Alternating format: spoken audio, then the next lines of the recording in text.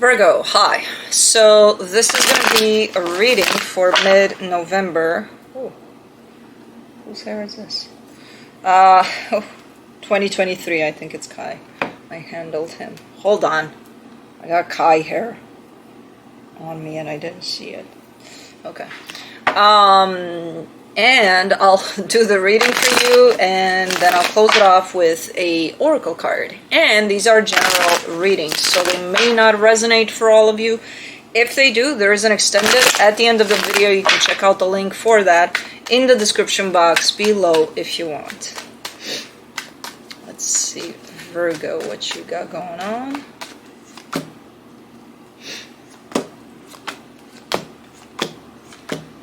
You got the good, the bad, and the ugly by the looks of it.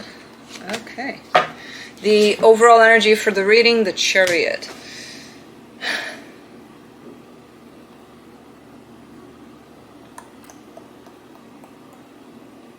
I mean, this is one of those things where no matter how challenging things look, it's kind of looking like it's, I don't want to use the cliche of meant to be, or this is how it's supposed to go down, or, you know, but it kind of goes in that direction. It's part of the plan here. I used a more sophisticated kind of expression for it. But, yeah, I don't know. We'll see. This is universal interference here, but starting off the reading, you get the Five of Wands crossed by the Queen of Cups. So there's love here, but there's also a lot of conflict here, too, in a particular situation. So, as I said, the good, the bad, and the ugly, by the looks of it. In your focus here, the Three of Swords could be focusing a lot on the bad and the ugly sides of this, instead of focusing on the good. For some reason, something is coming up for you where it's keeping you a little bit in a painful kind of an energy, you know, in an energy that's not necessarily the greatest for you. In the recent past, the Strength card, you may have overcome something here. In your Strength, the King of Cups. So there is love on both sides here, and you're recognizing that. On your side and on the side of whoever it is that you're dealing with. For the most part in this reading, I kind of see you by yourself. So I don't know who this is. There's another energy that's kind of floating by, but the reading is specifically for you and you, for the most part. And then hints of somebody else here and there. So there is love on both sides, the Queen of Cups to the King of Cups. There's definitely a resonance there. In the immediate future, the Nine of Pentacles, again, stepping into your power, a sense of independence, a sense of you doing you. Supporting this reading, the Eight of Pentacles. You want to work on something here, or you're trying to work on something. I'm not seeing this as the energy that's at play already and you're already working on it. I see it as, I want to get this done, or I want to create something or bring something to life here. The energy that surrounds you, and you may not be aware of it, the Ten of Swords. You're in a pretty low vibration kind of an energy. I don't know what keeps you there necessarily. Well, given that your focus is on, you know how sometimes life is tough, but there's got to be good parts to it. And in those times, if you focus on the tough, it's going to drag it down a little bit. And I kind of see you there, you know, with this energy. In your hopes and fears, the world. Why can't I say this word? The world. There it is. The World card.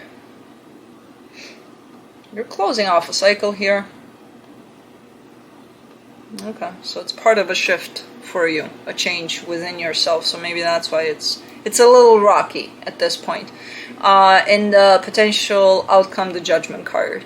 Maybe it's time for some decisions to be made here, but let's clarify. Let's see what's up. Let me do the Chariot.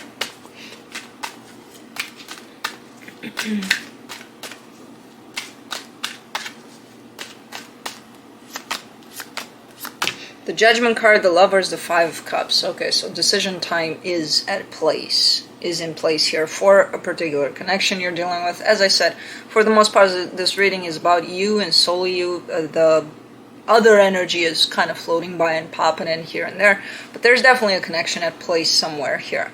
And this whole ordeal that you're experiencing right now is part of the outcome for this, or whatever decision you're reaching for this situation.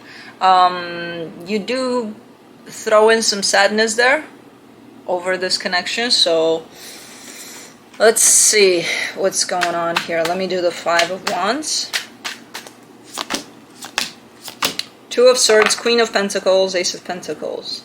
Yeah, if anything, whatever's happening here, whether or not it involves another energy that you're dealing with, it all comes down to you doing you, ultimately, and putting yourself first. I feel like that's what this is supposed to teach you in this situation, but you're not seeing it necessarily, especially when times are rough within the situation. So you get so caught up in, oh, let's fight, let's disagree, let's do this, let's do that, that you're forgetting the one important aspect of putting yourself first there.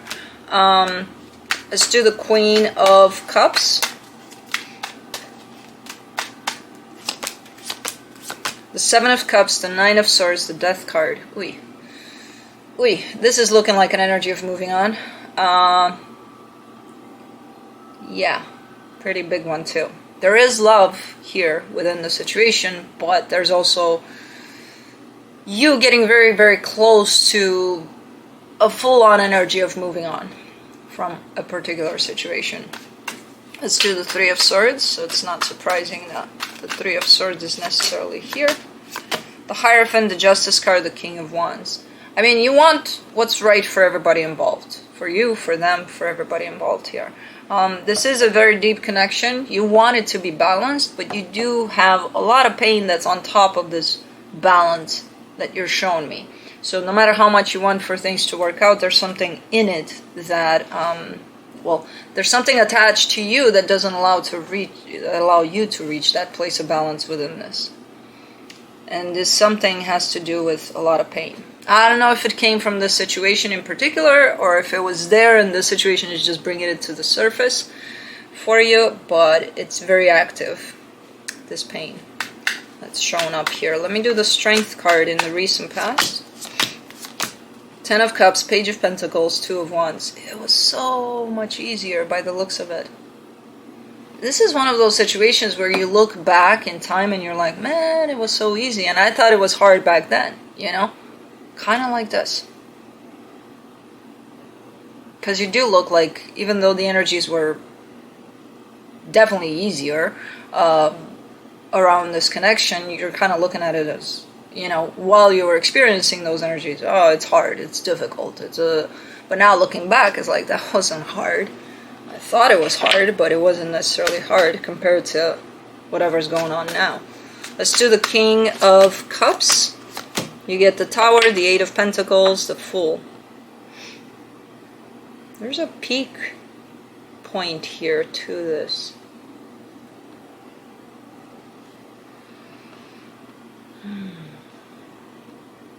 It's almost like walking the same path, and at some point the paths kind of, I don't see them splitting necessarily, but I see one continuing without the other on the same path.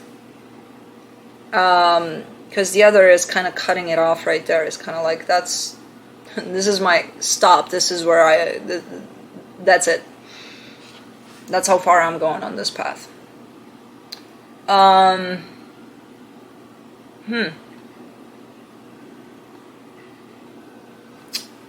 What's going on here? Let me do the Nine of Pentacles in the immediate future. The Chariot, the Ace of Wands, the Seven of Wands. Whoa, you do want to continue on the path, but you're resisting. Man, you're resisting. You're like, nope. Like, even the universe is there to kind of show you the way on the path, and you see it, you want to go for it, but you're like, nope. So something within you is kind of drawing that line. Let's do the Eight of Pentacles for the supportive energies. The Ten of Wands, the Seven of Pentacles, the Four of Swords. In all honesty, given that this is a supportive energy right here, you are showing up as if you want to cut it off right there. You don't want to proceed on this path, this common path that the both of you are on. But it is looking like it's one of those things where I don't think you want to cut it off permanently. I think you want to cut it off just for a little bit so that you can recoup, rest, you know, based on the energies that I'm seeing here. It's looking like you don't have the energy to move on the common path. Not in the way things are right now, at least. So until you give yourself a little bit of break, a little bit of time, a little bit of healing, a little bit more, that's where you're drawing the line. And after that, I do see a possibility of you wanting to continue on the path, because you do want to, you're just not doing it. And there seems to be a huge need for pausing and for, again, putting yourself first and giving to yourself at this time. So it's not necessarily the end of the line, it's kind of like a pause, more than anything. For the Ten of Swords, in the hidden energies, you get the Magician, the Queen of Swords, the Wheel of Fortune. I feel like you're trying so hard to get things done in a certain way, and when that doesn't happen, you kind of exhaust yourself. You're at the place of, well, I can't do this anymore, you know? And you're not realizing that that's actually a sense of control. Things are going to go in the way they're going to go. When you want for things to go in the way that you want for things to go, then you're trying to manipulate the energies, you're trying to control the energies, and it's very exhausting. It can get very exhausting very fast, depending on the degree to which you're doing it. And that's kind of what happened here. You exhausted yourself with, well, I want for things to be this way. And things weren't going that way, because it's never going to happen. That's what we do when we believe we're in control of things. The good news about this is that, again, okay, you're exhausting yourself. If you give yourself time to rest, to heal, to even look at this aspect, things might come back around in a beautiful way. You know, if you just kind of drop it all and accept that it is what it is, you know, without you having to make it something else, then you could probably jump back on the path, if you wanted to, of course, at the end of this. But for the World card, you get the Eight of Cups, the Six of Cups, the Queen of Wands. And a lot of the times, these situations, if we don't pay attention, if we don't heal them, we interpret them as, I'm done here, I can't do this anymore, I'm out. That's kind of what you're showing me. But at the same time, you're showing me that you want that for that cycle to be closed. You don't want to be doing that anymore. Not in this way. You know, so there is a sense of awareness on your side that maybe this is a pattern of yours. You know, trying to push so that things go this way and that way and that way. And when they don't, you're looking at the situation as if, well, this isn't working out for me. I'm done. Whereas if you were to look at it from the perspective of, let's just let it happen and see where it goes. And if I agree with it, good. If I don't, then I can determine that this is not for me and I'm done, you know? But not from my own sense of wanting to control things to go in a particular way. Because then clearly I'm done because I'm exhausted. And trying and pushing against the energy is like, what the hell? It's exhausting at some point. I'm done, you know? For the Judgment card, in the potential outcome, you get the Temperance card, the Two of Pentacles, the Queen of Cups. It's going to be a pretty long period of time of rest, if you want to give yourself that. The energy here is available for that. A lot of healing during this time. And I do see you coming out of it. And your heart is going to help you come out of it. If you connect to your heart and see how you truly feel. Decision-wise, I don't see a decision, you know, coming out of this period of time of rest, and I don't see a concrete decision here. I kind of still see you up in the air, trying to establish, do you want to move on this path or away from this path? That's really not established during this time, apparently. So, the situation, as close as it looks to be close to the end, especially on your side, I don't know. It's kind of staying up in the air for a little bit here by the looks of it. Let's see what the universe has with the flying cards. The Four of Cups, the Page of Wands, the Hangman. Yeah, you're a little bit upset. There is, I mean, this looks to be as one of those situations where if you want to give it some time and not, not do anything about it, and not that would be the best thing. It looks like someone is upset and interpreting that as, oh my god, what's happening here? Nothing's moving, nothing's happening. Then, it's all for nothing. So someone's quite upset about it, but that's kind of how the energies are playing out for now in this standing still kind of aspect.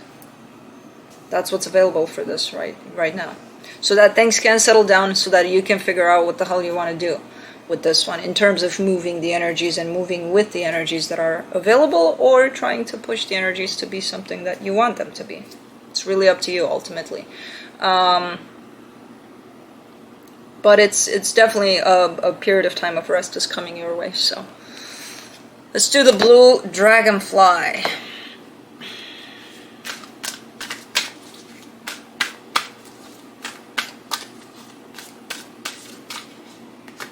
And you get I am healing. Number 15. Deep wound, overcome the pain, rebuild. 15. Okay.